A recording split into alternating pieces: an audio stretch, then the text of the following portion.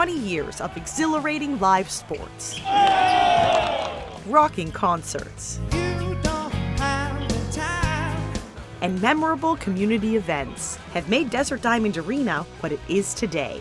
It really is a significant part of our brand, who we are as a community. We have a gem. And we're just getting started. It took years of hard work and determination to turn the arena and this entire district into Arizona's sports and entertainment destination. After all, just over 20 years ago, this was farmland. Really, it came to us unexpectedly.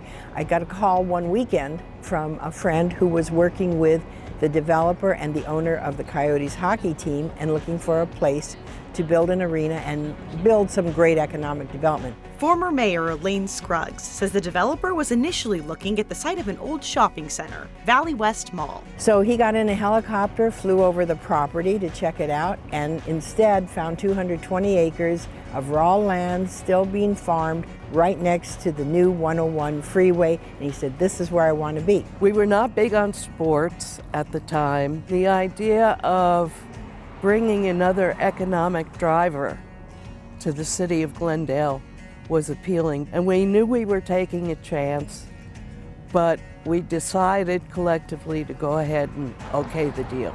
Ladies and gentlemen, let's break ground. Crews broke ground on the groundbreaking arena in 2002. Back then, it was known as Glendale Arena.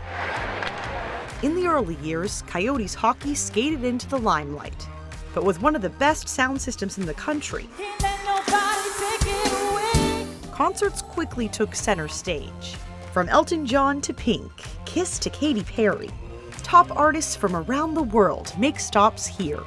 And Ed Masley is often in the audience as the longtime pop music reporter and critic for the Arizona Republic and AZ Central. I tried to capture what it was that made that show either successfully connect with their audience or less successfully fail to connect with their audience. A highlight was seeing Paul McCartney there for the very first time. Venus and Mars are all right tonight. My first live album when I was a kid was Wings Over America, and then I got into the Beatles, and that's the reason I'm even doing what I do now. So to finally, after all those years, finally be able to see Paul McCartney was a really great, special, exciting night. He's always been impressed by the arena's versatility. Whereas Tool is all about very much separating the entertainer from the audience. It can also handle the shows where it's more about the intimacy.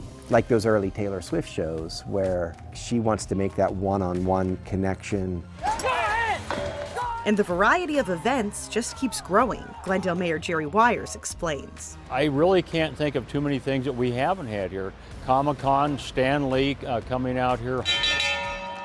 The Tower Challenge to honor the firefighters, first responders during 9/11. Every kind of concert you can imagine. It's pretty incredible. Not to mention professional bull riding, dance competitions, basketball tournaments, and more. We went multiple times with my whole family when the hockey game played there. Nothing but good memories. Yeah, it was exceptional. Tim McGraw and Faith Hill, that was a spectacular event that was well put together. Most recently, the Rod Wave concert. It was honestly a pretty great sight to see. And more meaningful moments are in the works. Just recently, the Arizona Rattlers indoor football team announced a move to the arena for the 2024 season. The fan engagement that we're going to have out here, you see all these restaurants and bars, we're going to fill those things up on game night. We're going to have a good time out here. With all this momentum, it's no wonder the area around Desert Diamond Arena has flourished. The arena was definitely the catalyst for everything that came afterwards. For the stadium, for Tanger Outlets, for the fact that in 2018, Bob Parsons of GoDaddy bought all of Westgate and have developed it even further. The arena led to $2 billion in private investment in the surrounding area. It's been amazing and wonderful for the area, the community, the city. Andrea Evans has had a front row seat to all this development as an arena employee of more than 20 years. For me, it's getting to see that transformation. It's like your child growing up. She's looking forward to the arena's next growth spurt, with a $40 million renovation in the works. being able to see how it's going to change us as a venue. After 20 years, let's change our look a little bit. So it's changing the way you come in the door, it's changing the main concourse, concession stands, where are the bars, the restaurants. It's creating VIP spaces so everybody has a premium. And that's really what we're trying to do, is create a premium space for everybody, no matter, how much money you have. General Manager Dale Adams says it's the perfect time to make this investment, to continue to build on the arena's success. After all, 2023 was its best year ever. We broke records on everything.